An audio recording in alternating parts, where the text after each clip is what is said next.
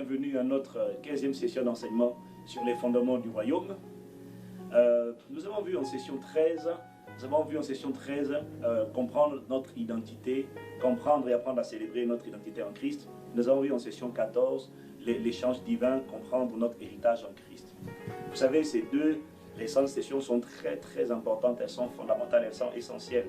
Parce que nous avons dit que l'histoire de la Bible, ce n'est pas l'histoire d'une religion, c'est l'histoire d'un roi, l'histoire d'un royaume qui a connu une expansion. Nous avons dit que c'est l'histoire d'une famille royale, nous avons dit que c'est l'histoire d'un royaume perdu, nous avons dit que c'est l'histoire d'un royaume ou encore d'un gouvernement qui a été rétabli, et que nous avons dit que le rétablissement du royaume, du gouvernement, correspond à la création d'une nouvelle race humaine. Et nous avons dit que cette nouvelle race humaine apporte un nom que Jésus est venu inaugurer. Jésus n'est pas seulement venu pour mourir à la croix pour nos péchés, il est venu pour remettre en place la race qui va gouverner la terre au siècle des siècles, la race qui a le Saint-Esprit à l'intérieur d'elle, la race des rois et la race des seigneurs de la terre. Et cette race porte un nom, tout comme nous avons dit que Adam n'est pas seulement le nom d'une personne, c'était le nom du premier être humain, mais c'est également le nom de la création qui porte son nom. Tel est le terrestre, tels sont aussi les terrestres. Et la Bible dit, tel est le céleste, 1 Corinthiens 15, verset 45, tels sont aussi les célestes. Donc Jésus a inauguré une nouvelle race. Voilà pourquoi la Bible dit qu'il est le premier-né d'entre plusieurs frères, le premier-né d'entre les morts. Il est en tout point le premier. Il commence la lignée. La bonne nouvelle, c'est qu'il est aussi la fin. Voilà pourquoi la Bible dit qu'il est l'alpha et il est l'oméga. Il est le commencement et il est la fin. Et donc, j'insiste pour que vous compreniez que vous êtes une nouvelle espèce humaine. Votre corps n'a pas changé, mais vous êtes un nouvel être humain. Et cet être humain-là, bon, vous savez, il y a des choses que je n'ai pas dit parce que nous sommes dans les cours des fondements du royaume. Je ne vous cache pas qu'on ne peut pas tout développer. Rien que l'enseignement sur la nouvelle création. Qui suis-je? On doit enseigner, et c'est le rôle du gouverneur général du royaume, le Saint-Esprit, de vous enseigner à penser comme maintenant un citoyen du royaume des cieux. Rappelez-vous cette anecdote du fils de la reine Élisabeth qui a grandi, qui a été kidnappé à sa naissance et qui a été éloigné. Et quand il revient au palais royal, il doit réapprendre qui il est. On ne doit pas lui rappeler son passé, on doit lui rappeler d'abord son identité. On doit insister dessus. Maintenant, ce que je ne vous ai pas dit, c'est que rien que l'enseignement sur la nouvelle création, en réalité, on l'a enseigné à l'église déjà. On l'a enseigné et on le refera certainement. Mais ici, on ne peut pas tout enseigner. Nous sommes en train de parler des fondements. Mais si vous voulez approfondir tous ces différents thèmes, comme la nouvelle création, qui suis-je, mon identité, et même l'enseignement sur l'échange divin, en réalité, il y a plusieurs séries d'enseignements qui vont vous aider à approfondir ces choses-là si vous le voulez. L'enseignement sur la nouvelle création, on a une série qu'on a faite qui s'intitulait « Comment changer votre vie en changeant vos pensées » au volume 4. Mais si vous prenez ça, vous allez comprendre ce que c'est que la nouvelle création. Le volume 4 s'intitulait « Tout est possible, rien n'est impossible ». Et quand on vient à l'enseignement sur comprendre notre héritage en Christ, là encore, il y a beaucoup de choses qu'on a dit rapidement, mais c'est juste pour éveiller votre curiosité, votre désir d'approfondir. Il y a des choses qu'on apprend à l'école biblique, à Impact École Biblique Internationale, à notre école biblique qui réunit tant de personnes, mais il y a aussi des choses qu'on apprend au cours de différents enseignements. Par exemple, je vous ai dit, dans les 8 caractéristiques majeures de l'échange divin, je vous ai dit que Jésus a connu votre mort. Il a pris la mort à ma place afin de me communiquer la vie éternelle. Mais ça, c'est un enseignement qu'on a donné à l'Église en 2009. Pendant plus de 8 mois, on a enseigné sur la réalité de la vie surnaturelle, la vie divine. Cette vie n'est pas pour après la mort. Cette vie commence maintenant et elle continue dans l'éternité. Donc, il y a des choses qu'on n'a pas pris le temps de développer, mais il est essentiel de comprendre, d'accepter et de prendre le temps de méditer afin de les accepter. L'échange divin ne parle pas de promesses que Dieu a faites. L'échange divin parle de faits qui sont accomplis, que Jésus-Christ a accomplis pour vous à la croix, qui sont votre part, votre lot, votre portion, votre héritage, mais pour lesquels vous devez grandir. On ne donne pas un héritage au bébé. On l'a vu la dernière fois, on a vu la session numéro 14. On ne donne pas l'héritage à un enfant. Voilà pourquoi le petit bébé qu'on appelle en grec le népios doit croître afin d'être capable de s'accaparer, de prendre possession de ce qui lui appartient. On a parlé de beaucoup de choses. On a dit qu'il s'est fait volontairement pauvre de ce qu'il était afin que par sa pauvreté vous soyez enrichis. Il était meurtri afin que vous soyez guéris. Il a été condamné à mort afin que vous soyez innocentés, c'est-à-dire, enfin, vous soyez justifiés, c'est-à-dire innocentés ou encore acquittés. Rien que ce dernier point-là, il a été condamné afin que vous soyez justifiés. Mais ça, c'est tout un livre. C'est un long enseignement. Mais là, déjà, vous devez comprendre que la condamnation à mort n'est plus votre partage. Vous n'avez plus à vous sentir coupable de ce que vous avez fait hier. Oui, mais hier, le diable utilise beaucoup l'âme de la culpabilité pour retenir les gens dans la tombe de leur passé. Vous devez sortir de cette tombe parce que Jésus-Christ a été innocenté à votre place. Vous devez tout faire pour comprendre. Voilà pourquoi je vous ai dit que la vie chrétienne ne commence pas par la course. La vie chrétienne commence par le repos. Voilà pourquoi le dimanche, qui est le premier jour de la semaine, c'est là qu'on va à l'église, c'est là qu'on se réunit. Pourquoi? C'est le dimanche, on s'assied. On s'assied pourquoi? Pour comprendre d'abord ce qui a été fait. Sinon, si vous ne comprenez pas ce qu'il a fait, vous allez essayer de refaire ce qu'il a déjà fait. J'ai vu des gens qui font le bien pour espérer être bien vus de Dieu. Vous voyez? C'est-à-dire qu'ils essaient d'être justes par leurs œuvres. Or, la Bible dit que la justice que Dieu nous a donnée ne vient pas de nous, elle vient de ce que Jésus a accompli et nous sommes greffés en Christ. La seule personne que Dieu a agréée, c'est Jésus-Christ. La raison pour laquelle je suis juste, je suis bien vu de Dieu, c'est parce que je suis caché en Christ. C'est pour ça que Dieu m'a approuvé. Dieu ne vous a pas approuvé parce que vous avez fait le bien. Dieu vous a approuvé parce que Christ a fait ça à votre place. Et la Bible dit dans Isaïe 61 que toute notre justice est comme un vêtement souillé devant Dieu. Vous ne pouvez pas faire quelque chose pour faire plaisir à Dieu. Par contre, une fois que j'ai fait plaisir à Dieu en me connectant à Christ, je vais faire le bien. C'est naturel que je fasse le bien parce que Christ habite en moi. Vous comprenez? Donc, il y a des choses comme ça. Si vous ne prenez pas le temps de vous asseoir pour comprendre ça, vous allez transpirer. Vous allez commettre les mêmes erreurs que moi. J'ai passé des années à essayer de faire ce que Dieu avait déjà fait. Et j'ai lutté et j'ai galéré, je vous assure. Donc, je suis en train de vous faire gagner beaucoup d'années de labeur et de souffrance. Amen. Voilà, donc comprenez ces choses, méditez-les, réalisez que vous avez un héritage. Dites à votre voisin, j'ai un héritage. Vous avez un héritage. Imaginez-vous quelqu'un qui a souffert. Imaginez-vous que votre père était un multimilliardaire. Et il vous a laissé un héritage multimilliards, des centaines de milliards de dollars. Et vous marchez dans la rue comme un mendiant, un pique-assiette, un pauvre, un broke, un down, un démantelé. Mais le mort va se retrouver dans sa tombe. Vous faites honte à la mémoire de votre père. Il a fait tout ça pour vous et vous êtes fauché. Vous imaginez un peu la tragédie? Et pourtant, beaucoup de croyants fonctionnent comme ça. Le sang a coulé pour que votre vie soit transformée, métamorphosée, retournée dans tous les sens. Et vous n'avez pas le droit d'opérer à une dimension ordinaire. Ce n'est pas possible. La nouvelle création est un être extraordinaire. Rappelez-vous, c'est le seul être humain qui est capable d'imposer, de toucher un malade et puis le malade est guéri. C'est le seul être humain qui est capable de parler à un démon et de le mettre dehors. Il est capable, écoutez, dans les asiles psychiatriques, on ne chasse pas les démons. On soigne les personnes malades, mentalement malades. Mais la nouvelle création, celui qui est en Christ, peut parler à l'esprit qui tourmente un malade mental et l'esprit lâche prise. Ça, mon ami, la nouvelle création est un être, la nouvelle création est une espèce de Superman. Eh oui, quelqu'un donnait un enseignement qui s'intitulait « Christ en moi, le vrai Superman ». Ah, alléluia. Bon, je sais, vous êtes choqués déjà, ça y est, bon, laissez tomber. Allez, on continue. Amen. Voilà. Donc aujourd'hui, nous allons parler maintenant, notre session numéro 15, nous allons parler d'un enseignement encore important et qui est probablement la raison pour laquelle vous faites aussi cet enseignement, c'est de comprendre qu'est-ce que la signification profonde du baptême d'eau et de vous préparer pour cette ordonnance. Nous allons donc aujourd'hui parler du baptême d'eau. D'abord, je dois vous dire à propos du baptême d'eau que le baptême d'eau n'est absolument pas un acte religieux. Pour beaucoup de gens, lorsque vous rentrez lorsque vous vous faites baptiser, ils vous disent « Ah, maintenant tu as changé de religion ou tu pratiques maintenant ta religion. » Non, non, non, non, non. Vous ne pratiquez pas une religion lorsque vous vous faites baptiser. Rappelez-vous, quand on a enseigné sur la culture du royaume, on a dit que le baptême est un rituel, est une ordonnance à laquelle doivent se conformer tous les citoyens du royaume des cieux. On a dit donc que le baptême n'est pas un acte religieux, le baptême est un acte et un devoir citoyen. C'est une ordonnance pratiquée par tous les citoyens du royaume des cieux, l'heure de leur naturalisation. Dans les pays comme les États-Unis, la Grande-Bretagne, maintenant ils le font en France, lorsque on vous donne un certificat de nationalité, vous n'étiez pas né, lorsque vous n'étiez pas né français et que vous naissiez désormais, vous avez la nationalité française, vous devez participer à une cérémonie.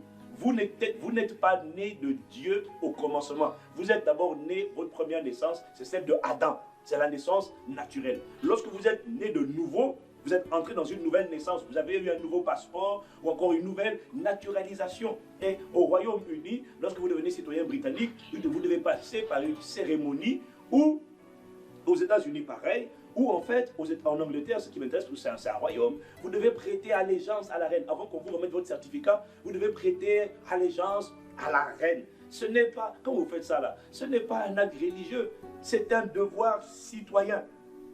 Et donc, le baptême est un témoignage public de ce qui s'est passé dans le monde spirituel lorsque vous avez cru au Seigneur Jésus-Christ. Le baptême est une manifestation, une expression visible et publique d'une réalité qui s'est produite dans le monde invisible par laquelle, alors, ok, nous retenez ça, c'est un témoignage public, on va développer après. C'est un témoignage public, c'est une ordonnance que tout le monde doit pratiquer lorsqu'il est né dans le royaume des cieux. Amen. Ensuite, pourquoi le baptême consiste à immerger? Je sais que quelqu'un se pose la question. En fait, vous devez comprendre une chose. Le mot baptême, même dans sa définition, vient du grec baptisma. Le verbe c'est baptizo. Le mot baptême, baptizo, veut dire ni plus ni moins que immerger ou encore plonger. C'est la signification du mot baptême. Baptême ne veut pas dire jeter l'eau. Baptême, ça veut dire immerger ou plonger. Et pourquoi on immerge ou on plonge? Parce que cela a une grande symbolique. L'immersion totale est un signe, est un symbole de l'ensevelissement ou encore l'enterrement. Quand on rentre dans l'eau, c'est le symbole de la mort. On va le développer tout à l'heure. C'est le symbole d'une mort. Et quand on sort de l'eau, c'est le symbole d'une résurrection. Alors vous me direz, mais alors pourquoi est-ce qu'aujourd'hui dans la religion on asperge? Rappelez-vous que l'histoire de la Bible n'est pas l'histoire d'une religion. Ce que fait la religion c'est une chose, mais il y a une ordonnance, il y a un rituel qu'on appelle dans le royaume de Dieu, qu'on appelle le baptême, et que Jésus a institué avec la Sainte Seine, sur les deux institutions majeures que Jésus a instituées, et au temps de Jésus et même au temps des apôtres dans la Bible, ça se faisait toujours par immersion. L'histoire de l'aspersion vient de la religion. Lorsque, en 72, je crois, l'empereur Constantin a ordonné contre la volonté de Dieu et contre la dynamique apostolique et l'autorité des apôtres, lorsque l'empereur a décidé de devenir chrétien et il a décidé que tout le monde dans son empire devait obligatoirement devenir chrétien. Alors, il a réquisitionné tous les temples païens et les temples dans lesquels on adorait des différentes idoles, ces temples-là ont été réquisitionnés et le roi a décidé de lui-même choisir les ministres du culte alors qu'au temps de l'église primitive, c'était les apôtres qui ordonnaient, qui établissaient. Le roi a enlevé ses prérogatives aux apôtres et lui-même, il a décidé de choisir les ministres du culte. Voilà d'où vient. Alors, pourquoi ils ont pratiqué l'aspersion? Parce qu'il y avait tellement de monde qui affluait en masse dans les temples que les prêtres qui avaient été réquisitionnés n'avaient plus le temps d'immerger les gens. Il y avait trop de monde. Donc, qu'est-ce qu'on faisait? On pratiquait directement, on pratiquait l'aspersion, puis on les faisait passer parce qu'il y avait trop de monde. Et c'est de là qu'elle s'est développée cette pratique de l'aspersion. Au commencement, il n'en était pas ainsi. Alors, toujours en parlant de baptême, qui veut dire immersion, il faut savoir qu'au temps biblique, on ne baptisait pas les enfants. Au temps biblique, on ne baptisait pas les enfants. Qu'est-ce qu'on faisait? On les consacrait, on les recommandait à Dieu, on ne les baptise pas. Pourquoi? Parce que dans la Bible, pour être baptisé, il faut avoir cru. Il faut avoir cru. La Bible dit à ceux qui l'ont reçu, à ceux qui ont cru en son nom. Il a donné le pouvoir de devenir enfant de Dieu. Si vous faites l'acte physique alors que le cœur n'a pas cru, que le cœur n'a pas été touché, c'est de la pure religion. Le baptême physique, le baptême, rentrer dans l'eau, doit accompagner l'expérience spirituelle de la nouvelle naissance. Amen. Voilà. Donc vous devez comprendre que le baptême est important, c'est une institution, une ordonnance que Jésus a établie. Le baptême n'est pas un moyen de laver vos péchés. Le baptême ne lave pas les péchés. 1 Jean 1, verset 7 nous dit que le baptême ne purifie pas, c'est le sang de Jésus qui purifie de tout péché. le baptême ne sauve pas. Non, non, non, non, non. Le baptême ne sauve pas. Vous pouvez rentrer dans l'eau si vous n'avez pas ce qui sauve. La Bible dit, c'est en croyant du cœur que l'on parvient à la justice. C'est en confessant de la bouche qu'on parvient au salut. C'est après, c'est lorsque vous avez confessé Jésus-Christ. Vous l'avez reçu dans votre cœur, vous l'avez confessé dans votre bouche, que là, vous êtes sauvé. Rentrer dans l'eau ne sauve personne. Par contre, c'est une manifestation, un témoignage public d'un salut qui a eu lieu à l'intérieur ou encore dans le monde spirituel lorsque je suis né de nouveau. Amen. Voilà. Mais là, ce qui m'intéresse dans cet enseignement, c'est de vous parler du sens spirituel même du baptême. Il est important. Lorsque vous faites baptiser, que se passe-t-il?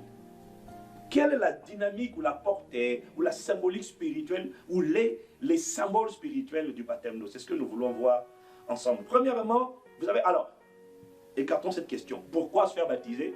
Raison numéro 1, c'est parce que Jésus l'a ordonné. Il a dit, il a dit, allez, faites de toutes les nations des disciples et baptisez-les au nom du Père, du Fils et du Saint-Esprit. Ok? Et il a dit, celui dans Marc chapitre 16, au verset 16, Jésus a dit, celui qui croira et qui se fera baptiser sera sauvé. Il a dit, celui qui croira et qui se fera baptiser. Donc, il est important de se faire baptiser dès lors que vous en avez la possibilité. C'est la preuve que vous avez décidé d'obéir. C'est la preuve que vous êtes né de nouveau. C'est parce que quand vous êtes né de nouveau, vous obéissez à Jésus-Christ. Donc, sans même comprendre ce que ça signifie, on doit se faire baptiser parce que Jésus l'a ordonné et qu'il a institué. Maintenant, en réalité, moi je vais vous expliquer maintenant quelle est la symbolique derrière. Alors, la première symbolique, il y en a 8 majeures. La première symbolique derrière le baptême d'eau, c'est que le baptême d'eau est un témoignage public d'obéissance et de votre mort au péché. En vous faisant baptiser, dans Romains 6 au verset 3, je vous le lis avec la version parole vivante, il dit ceci: auriez-vous oublié que tous les baptisés, ça c'est parole vivante, hein? Romains 6, 3, auriez-vous oublié que tous les baptisés ont fait acte de mort au péché? En vous faisant baptiser, l'apôtre Paul explique ici, en vous faisant baptiser, vous êtes en train de dire que je suis mort, j'ai fait acte de mort au péché, et par conséquent, le péché n'a plus d'emprise sur moi. C'est une déclaration, c'est un témoignage que vous êtes en train de donner. Vous êtes en train de dire, le péché, je crois, j'accepte le fait que le péché n'a plus d'emprise sur moi, parce que vous faites baptiser. Deuxième signification du baptême d'eau. Le baptême d'eau est une déclaration publique de votre foi en Jésus-Christ. Il est écrit dans Matthieu 10, versets 32 à 33, Jésus dit ceci, il dit, c'est pourquoi quiconque me confessera devant les hommes, je le confesserai aussi devant mon Père qui est dans les cieux. Mais quiconque me reniera devant les hommes, je le réunirai devant mon Père qui est dans les cieux. Amen. Voyez? Donc, il dit, celui qui me reconnaîtra, me confessera, n'aura pas honte de moi. Je n'aurai pas honte de lui devant mon Père qui est dans les cieux. Mais celui qui aura honte de moi devant les hommes, j'aurai honte de lui devant mon Père. Je le renierai moi aussi devant mon Père qui est dans les cieux. Le baptême, vous devez comprendre, le baptême est un rituel par lequel vous déclarez et vous prêtez allégeance à l'agneau. J'ai prêté allégeance à l'agneau de tout mon cœur, de tout mon être. Et je n'en ai pas honte, et je le fais en public. On ne se baptise pas tout seul dans sa chambre, dans sa salle de bain, dans sa baignoire. Ça, c'est un bain, ce n'est pas un baptême. Amen. Ce n'est pas un baptême. Le baptême, c'est un témoignage public. Il faut qu'il y ait des témoins devant qui vous osez attester du fait que vous, désormais, croyez en Jésus-Christ. Dans le royaume des cieux, écoutez, les gens me font rire. Dans la religion, on vous a appris, oui, mais non, mais la foi est quelque chose de personnel. On la garde pour soi. Non, ça c'est la religion. Dans le royaume des cieux, quand vous avez la nationalité, alors que vous n'aviez pas à votre première naissance, vous devez participer à cette cérémonie publique. Vous devez le reconnaître et le dire publiquement. La Bible dit que la foi sont les œuvres et vaines. Si vous avez la foi, il faut la démontrer par vos actes. Donc, il y a des gens qui doivent voir que vous avez prêté allégeance à Sa Majesté le Roi Jésus le Christ. C'est ça le baptême. C'est une déclaration publique de votre foi. Dans le royaume des cieux, il n'y a pas d'agent secret. Donc, on ne peut pas dire, non, moi, ma foi, je crois pour moi. Non, non, non, non, non, non. Il n'y a pas d'agent secret. Tout comme il n'y a pas d'immigré clandestin. Vous n'allez pas rentrer dans le royaume des cieux, les sans-papiers. Vous ne rentrez pas sans passeport là-bas. Vous ne rentrez pas. Rentrez en France, c'est bon. Nous sommes d'accord. La France appartient à l'Éternel. Mais dans le royaume des cieux, il n'y a pas d'agent secret dont on ne croit pas en douce. Non, non, non. L'autre foi, ça ne veut pas dire qu'on dit partout, je suis croyant, je crois. Non, ce n'est pas ça. Ce n'est pas ce que je dis. Mais je dis qu'il doit y avoir cette cérémonie par laquelle vous reconnaissez officiellement que vous appartenez à Jésus le Christ. Vous appartenez au royaume des cieux. Quand vous avez eu les papiers français ou anglais, vous avez fait ça discrètement? Non, on vous l'a donné officiellement. Dans le royaume des cieux, c'est pareil. Amen. Voilà. Retenez bien, il n'y a pas d'agent secret dans le royaume des cieux. On ne peut pas vivre sa voix en privé, on doit la confirmer en public. La troisième signification, donc, première signification du baptême, j'ai dit, c'est un témoignage public c'est un témoignage, c'est un acte par lequel on reconnaît qu'on est mort au péché. Ça, c'est la première chose. La deuxième chose, c'est une déclaration publique de votre foi en Jésus-Christ. La troisième chose en ce qui concerne le baptême d'eau, c'est que le baptême d'eau, c'est, en réalité, c'est l'enterrement ou encore l'ensevelissement de votre vieil homme. Alors, on va lire. Colossiens chapitre 2 au verset 12. La Bible dit, ayant été ensevelis avec lui par le baptême, vous êtes aussi ressuscités en lui et avec lui par la puissance, par la foi en la puissance de Dieu qui l'a ressuscité des morts. Ayant été ensevelis avec lui par le baptême. Vous voyez, quand je me fais baptiser, je suis en train de témoigner de ce que j'ai été enseveli. Mais qui? Le vieil homme. Qui est le vieil homme? Le vieil homme, rappelez-vous, c'est la personne qui est née de votre père et de votre mère, qui habitait dans le corps là, ce corps que vous avez là. La personne qui est née de votre père et de votre mère, cette personne, rappelez-vous, a été détruite. On le trouve encore dans Romains chapitre 6, Romains chapitre 6 au verset 6. Sachant que notre vieil homme, ok, le vieux là, c'est le vieil homme là, notre vieil homme a été crucifié avec lui afin que le corps du péché fût détruit, pour que nous ne soyons plus esclaves du péché. Et ouais, c'est ce qu'il dit. Il dit notre vieil homme a été crucifié avec lui. Vous comprenez? Et il dit, ayant été enseveli, dans Colossiens 2 verset 12, il dit, ayant été enseveli avec lui par le baptême. Donc le baptême c'est quoi? Le baptême, par le baptême, vous vous identifiez à la mort, à la résurrection, vous vous identifiez à Jésus-Christ dans sa mort, son ensevelissement et sa résurrection. Donc, le baptême, vous êtes en train de dire que j'ai été enterré. Mais qui? Le vieil homme. En fait, la symbolique derrière le baptême, c'est quoi? Quand je rentre dans l'eau, je suis en train de dire que mon vieil homme est mort et enterré. Et maintenant, quand je sors de l'eau, je suis en train de dire publiquement, de donner le témoignage qu'un nouvel homme est né. C'est ça le baptême. C'est pour ça qu'on dit, c'est pour ça que je vous dis, c'est l'enterrement de votre vieil homme. Le vieil homme là, c'est celui qui est né de votre père et de votre mère. Et la Bible dit dans Jean 1 verset 12, à ceux qui l'ont reçu, à ceux qui ont cru en son nom, la parole a donné le pouvoir de devenir enfants de Dieu, lesquels sont nés ni de la volonté de la chair, ni du sang, ni de l'homme, mais ils sont nés de Dieu. Ça veut dire quoi? Celui qui est né de papa et maman là, celui qui transportait les maladies héréditaires, celui par qui passaient les liens de sang, celui par qui passaient les malédictions héréditaires, les maladies héréditaires, cet homme-là, celui qui était uni à mon père qui est sorcier, à mon grand-père qui pratique l'occultisme, les différentes formes de divination, etc., tous ces liens-là, il dit, cette personne-là est morte. Donc tous ces liens n'ont plus le pouvoir de vous toucher. Pourquoi? Parce que cette personne-là qui était affectée, contaminée, cette personne est dans la tombe. Ces malédictions n'ont plus le droit de vous atteindre. Elles sont illégales. Alors vous allez me dire, pourquoi elles sont là? Elles sont là parce que vous ne savez pas comment les arrêter. On les arrête par la foi de Dieu, c'est tout. Mais ce vieil homme-là a été enterré. Celui que la Bible appelle le corps du péché. Le corps du péché, ça veut dire quoi? Sa respiration naturelle, il péchait. C'était l'associé du diable. C'est lui que Satan a gangréné, corrompu. Il est mort. Donc, quand vous rentrez dans l'eau du baptême, vous êtes en train de dire que le vieil homme qui habitait avant dans ce corps-là, Celui dont les gens disent, ah, mais je connais Castelnau, on a fait l'école ensemble. Tu ne me connais pas. Tu connais le corps, tu connaissais l'ancien résident qui s'appelait Adam. Adam est mort et enterré pour toujours. Il ne reviendra plus à la vie. Il est mort. Un chef-d'œuvre, une nouvelle création est dans la place. Et ça, cet homme nouveau s'appelle Christ.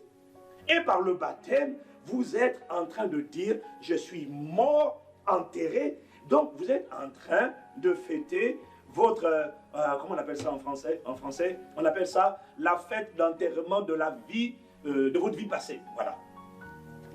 Vous savez, en France, quand on va se marier, je ne sais pas comment c'est dans votre pays, mais en France, quand une femme ou un homme se marient, les deux même d'ailleurs, ils ont quelques jours avant le mariage une fête qu'on appelle, on dit qu'on fête l'enterrement de la vie de jeune fille ou de jeune homme, de jeune femme ou je ne sais pas. Écoutez, nous on n'a pas fait ces choses-là à l'époque, mais c'est d'actualité aujourd'hui. Ils dépensent de l'argent, enfin bon.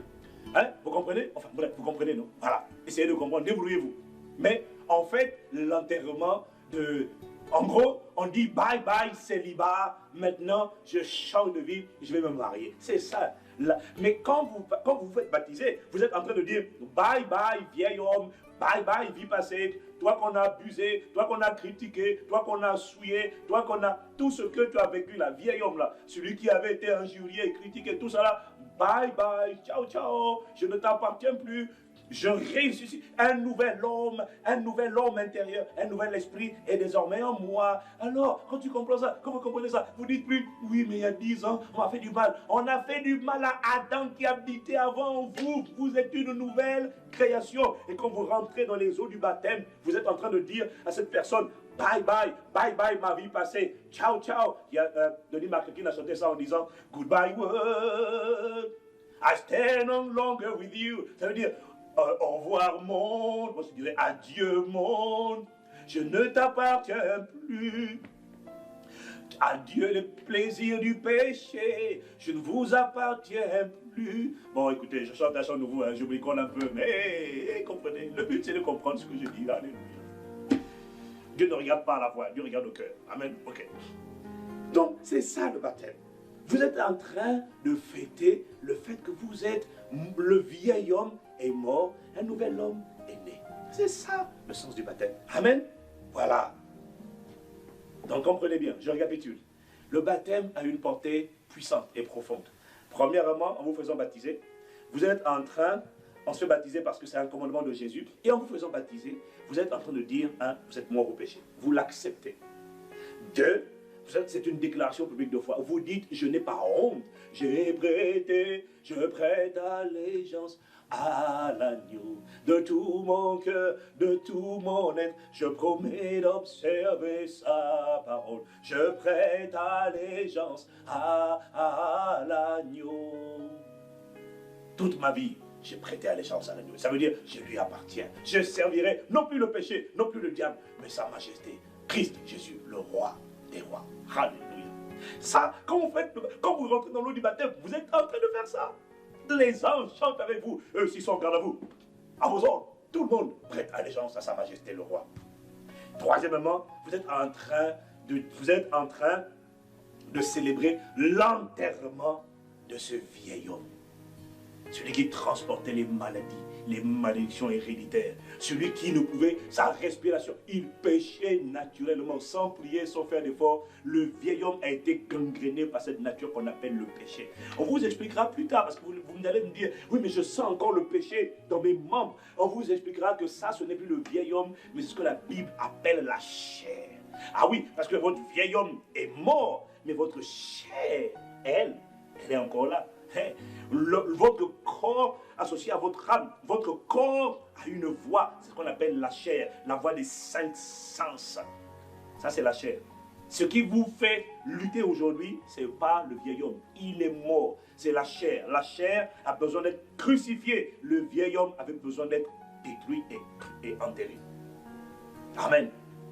C'est des choses que vous comprendrez. Vous allez prendre le temps. Nous sommes dans les fondements du royaume. On attend d'exposer des vérités profondes, mais on ne peut pas les développer. On les expose juste et vous allez les approfondir plus tard. Mais retenez ceci, le baptême n'est pas un acte religieux. C'est un acte citoyen. C'est un devoir que vous avez en tant que citoyen du royaume des cieux. Si vous avez accepté Jésus-Christ et que vous dites, ouais, mais pour l'instant, je ne suis pas trop convaincu de me faire baptiser, j'attends, je vais voir. Vous n'avez rien compris. Vous êtes probablement un immigré, vous êtes probablement un clandestin dans le royaume des cieux. Parce que si vous avez compris ce que c'est que, si vous avez expérimenté réellement dans votre cœur la nouvelle naissance, c'est-à-dire vous avez donné votre vie à Jésus, un nouvel homme est venu en vous, le Saint-Esprit est venu en vous, un nouvel esprit a été mis en vous, excusez-moi, mais vous devez le confirmer publiquement.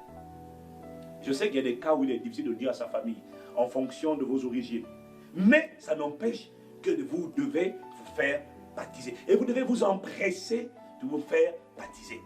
C'est un témoignage public de ce que vous avez cru en Jésus-Christ. Seigneur, merci pour cette première session sur le baptême. Accorde-nous la grâce de le comprendre et de valoriser, d'apprécier ce que tu as fait et de respecter ce rituel, cette ordonnance, Père, qu'est le baptême. C'est un acte, c'est une déclaration publique de notre foi, c'est un témoignage de ce que nous sommes morts au péché et c'est l'enterrement de notre vieil homme, celui qui habitait en nous avant et qui a été détruit, crucifié, et tu as mis en nous un esprit nouveau. Seigneur, nous te disons merci pour le baptême. Accorde-nous la grâce de comprendre, accorde-nous la grâce d'aller en profondeur et accorde-nous la grâce de réaliser la portée spirituelle de ce que nous avons fait ou de ce que nous ferons lorsque nous avons été baptisés ou lorsque nous nous baptiserons. Accorde-nous la grâce de comprendre que nous ne sommes pas en train de nous conformer à un acte religieux, mais que nous sommes en train de prêter publiquement allégeance à Sa Majesté le Roi Jésus le Christ. Non, ce n'est pas l'histoire d'une religion, c'est l'histoire d'un roi, d'un royaume, d'une famille royale à laquelle nous appartenons. Et lorsque nous appartenons à cette famille royale, lorsque nous devenons membres de cette famille royale, nous le montrons publiquement en respectant cette ordonnance que tu as établie. Merci Père, au nom de Jésus. Amen. Merci pour votre attention et on se retrouve à la session numéro 16 très prochainement. D'ici là, que Dieu vous bénisse. Merci.